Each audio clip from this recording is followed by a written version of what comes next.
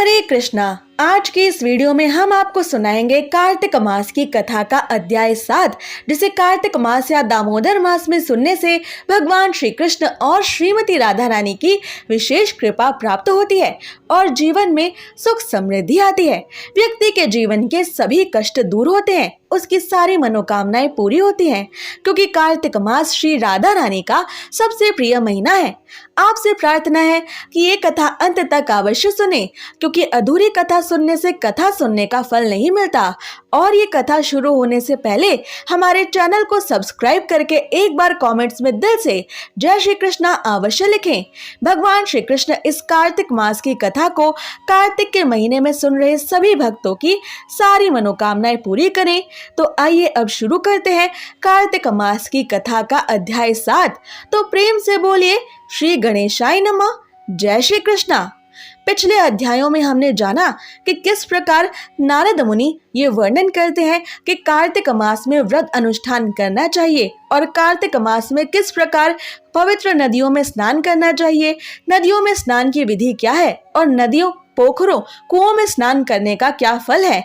स्नान करते समय कार्तिक के माह में किस प्रकार की प्रार्थनाएं बोलनी जानी चाहिए, जिसके द्वारा भगवान श्री हरि विष्णु और राधा रानी को प्रसन्न किया जा सकता है। अब इस कार्तिक मास की कथा के अध्याय 7 में नारद जी कार्तिक मास के व्रत अनुष्ठान और पूजन की महिमा का आगे वर्णन करते हुए कहते हैं कि हे राजन, कार्तिक मास में व्रत करने वालों के नियमों को अब मैं संक्षेप में आपको बतलाता हूँ, अतः उसे आप ध्यान से सुनिए। व्रती यानी कार्तिक मास के व्रत करने वाले को सब प्रकार के आमिष, मांस, उड़द, राई, खटाई तथा नशीली वस्तुओं का त्याग कर देना चाहिए। व्रत करने वाले को दूसरे का अन्न ग्रहण नहीं करना चाहिए, किसी से भी द्वेष नहीं करना चाहिए और तीर्थ स्थानों के अतिरिक्त अन्य कोई भी यात्रा कार्तिक माह में ऐसे व्यक्ति को बिल्कुल नहीं करनी चाहिए। देवता, वेद, ब्राह्मण, गाय, व्रती यानी व्रत रखने वाले, नारी, राजा तथा गुरुजनों की निंदा भी कार्तिक मास के व्रत कर रहे लोगों को कभी नहीं करनी चाहिए। कार्तिक मास का व्रत कर रहा व्यक्ति दाल, तिल, पकवान व दान किया हुआ भोजन ग्रहण नहीं कर सकता। किसी की चुगली या निंदा भी कार्तिक मास के व्रत करने वाले भक्तों को नहीं करनी चाहिए। किसी भी जीव के मांस को इन दिनों में छूना नहीं चाहिए। पान, कत्था, चूना, नींबू, मसूर, बासी तथा झूठे अन्न का प्रयोग भी कार्तिक मास में बिल्कुल नहीं करना चाहिए। गाय, बकरी तथा भैंस के अतिरिक्त अन्य किसी भी पशु का दूध नहीं पीना चाहिए। कांसे के पात्र में रखा हुआ पंचगव्य, बहुत छोटे घड़े का पानी तथा केवल अपने लिए ही पका हुआ अन्न प्रयोग करना चाहिए। कार्तिक माह का व्रत करने वाले मनुष्य को सदैव ब्रह्मचर्य का पालन करना चाहिए। उसे धरती पर सोना चाहिए और दिन के चौथे पहर में केवल एक बार पत्तल में भोजन करना चाहिए। व्रत करने वाले कार्तिक माह में केवल नरक चतुर्दशी, जिसे छोटी दीपावली के नाम से भी जाना जाता है, उसके दिन ही शरीर में तिल का तेल लगा सकते हैं। कार्तिक माह में व्रत करने वाले मनुष्य को सिंघाड़ा, प्याज, मट्ठा, गाजर, मूली, काशी फल, लौकी, तरबूज इन वस्तुओं का प्रयोग बिल्कुल नहीं करना चाहिए। रजस्वला, चांडाल, पापी, मलेच्छ, पतित, व्रतहीन, ब्राह्मण द्रोही और नास्तिकों से कार्तिक मास के व्रत करने वाले भक्तों को बिल्कुल भी बातचीत नहीं करनी चाहिए। भगवान श्री हरि विष्णु को प्रसन्न करने के लिए ऐसे व्यक्ति को अपनी शक्ति के अनुसार चंद्रायण आदि का व्रत करना चाहिए और उपयुक्त नियमों का पालन अवश्य करना चाहिए। कार्तिक मास का पवित्र व्रत करने वाले भक्तों को प्रतिपदा को कुम्हड़ा, द्वितीया को कटहल, तृतीया को तरुणी स्त्री, चतुर्थी को मूली, पंचमी को बेल, षष्ठी को तरबूज, सप्तमी को आंवला, अष्टमी को नारियल, नवमी को मूली, दशमी को लौकी, एकादशी को परवल, द्वादशी को बेर, त्रयोदशी को मट्ठा, चतुर्दशी को गाजर तथा पूर्णिमा के दिन शाक का प्रयोग नहीं करना चाहिए। रविवार को आंवले का प्रयोग भी नहीं करना चाहिए। कार्तिक माह में व्रत करने वाले मनुष्य यदि इन शाकों में से किसी भी शाक का सेवन करना चाहें तो पहले ब्राह्मणों को देखकर ही इन्हें ग्रहण करें। यही विधान माघ माह के व्रत के लिए भी है। देवोत्थानी एकादशी में पहले कही गई विधि के अनुसार नृत्य, जागरण, गायन वादन आदि करना चाहिए। इसको विधि पूर्वक करने वाले मनुष्य को देखकर यमराज के यमदूत ऐसे भाग जाते हैं जैसे सिंह की गर्जना से हाथी भाग जाते हैं। कार्तिक माह का व्रत सभी व्रतों में सर्वश्रेष्ठ है। इसके अतिरिक्त जितने भी व्रत यज्ञ हैं, वो हजारों की संख्या में किए जाने पर भी इसकी तुलना नहीं कर सकते, क्योंकि यज्ञ करने वाले मनुष्य को सीधा वैकुंठ की प्राप्ति होती है। जिस प्रकार राजा की रक्षा उसके अंग रक्षक सदैव करते रहते हैं, उसी प्रकार कार्तिक माह का व्रत करने वाले भक्त की रक्षा भगवान नारायण श्री हरि विष्णु की आज्ञा से इंद्रादि देवता सदैव करते रहते हैं। व्रत करने वाले मनुष्य जहाँ कहीं भी रहते हैं, वहीं पर उसकी पूजा होती है। उसका यश समस्त संसार में फैलता है। उसके निवास स्थान पर भूत, पिशाच आदि कोई भी नहीं रह पाते। कोई भी नकारात्मक शक्ति ऐसे व्यक्ति को तनिक भी नुकसान नहीं पहुंचा सकती है। विधि पूर्वक कार्तिक माह का व्रत करने वाले मनुष्यों के पुण्यों का वर्णन करने में साक्षात ब्रह्मा जी भी असमर्थ हैं।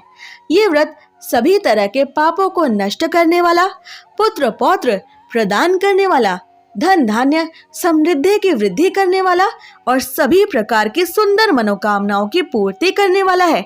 साथ ही यदि कोई व्यक्ति इस कार्तिक माह को निस्वार्थ भाव से करता है, उसकी कोई भी मनोकामना नहीं रहती है और वो इस कार्तिक मास का पालन केवल भगवान श्री हरि विष्णु की शुद्ध प्रेम लक्षणा भक्ति पाने के लिए, उनके सामीप्य को प्राप्त करने के लिए करता है, तो उसकी व्रत और साधना बहुत ही आसानी से और बहुत ही जल्दी सफल हो जाते हैं। साक्षात भगवान नारायण के उसे इसी जन्म में दर्शन हो जाते हैं और उसके बाद वो व्यक्ति इसी जन्म में मोक्ष पदवी को प्राप्त करके भगवान श्री हरि विष्णु के वैकुंठ धाम का वासी बनता है।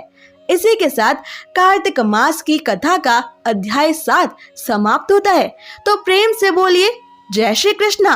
अब सुनिए कार्तिक मास में तुलसी देवी की आरती, जिसे सुने बिना कार्तिक मास की कथा पूरी नहीं मानी जाती। जय जय तुलसी माता, सब जग की सुखदाता, सब योगों के ऊपर, सब रोगों के ऊपर, रुज से रक्षा कर भव त्राता। जय जय तुलसी माता। बटुपुत्री हे श्यामा, सुरबली हे ग्राम्या, मैया सुरबली हे ग्राम्या। विष्णु प्रिय जो तुमको सेवे, विष्णु प्रिय जो तुमको सेवे, सोनर तर जाता। जय जय तुलसी माता। हरि के शीश विराजत, त्रिभुवन से वंदित, मैया त्रिभुवन से वंदित। पतित जनों की तारिणी, पतित जनों की तारिणी, तुम जग विख्याता। जय जय तुलसी माता। लेकर जन्म विजन्मी आई देव्य भवन में, मैया आई देव्य भवन में। मानव लोक तुम्ही से, मानव लोक तुम्ही से, सुख संपत्ति पाता। जय जय तुलसी माता। हरि को तुम अति प्यारी, श्याम वरण तुम्हारी, मैया श्याम वरण तुम्हारी। प्रेम अजब है उनका, प्रेम अजब है उनका, तुमसे कैसा नाता। जय जय तुलसी माता। जय जय तुलसी माता। सब जग की सुखदाता, सब योगों के ऊपर, सब रोगों के ऊपर, रुज से रक्षा कर भव त्राता। जय जय तुलसी माता। जय जय तुलसी माता। जय जय तुलसी माता। तो प्रेम से बोलिए श्री कृष्ण प्रिया वृंदावनेश्वरी श्री तुलसी महारानी की जय, श्री वृंदा महारानी की जय, श्रीमती राधा रानी की जय, भगवान श्री कृष्ण की जय, जय जय श्री राधे। कार्तिक मास में भगवान श्री हरि विष्णु और माता तुलसी की इस आरती से विशेष तौर पर पूजा की जाती है, क्योंकि इस पवित्र माह में भगवान श्री हरि विष्णु योग निद्रा से जागते हैं। भगवान विष्णु को माता तुलसी अति प्रिय है। बिना माता तुलसी के भगवान विष्णु किसी जीव की तरफ देखते भी नहीं है, इसलिए उनकी पूजा में विशेष रूप से तुलसी का प्रयोग किया जाता है। कार्तिक माह में तुलसी पूजन का विशेष महत्व इसलिए ही है क्योंकि माता तुलसी ही किसी जीव को भगवान श्री हरि विष्णु के चरण कमलों तक पहुंचाने का काम करती है। इसलिए तुलसी माता को सुख समृद्धि और भगवान श्री हरि विष्णु की कृपा पाने के लिए महत्वपूर्ण माना जाता है। कार्तिक माह में हर दिन तुलसी माता की पूजा करने वाला, दीप दान करने वाला और परिक्रमा करने वाला मनुष्य भगवान विष्णु, माता लक्ष्मी और देवी तुलसी की असीम कृपा का पात्र बनता है। अगर आपको ये कथा पसंद आई तो ऐसे ही कथाओं को प्रतिदिन सुनने के लिए हमारे चैनल को सब्सक्राइब करें।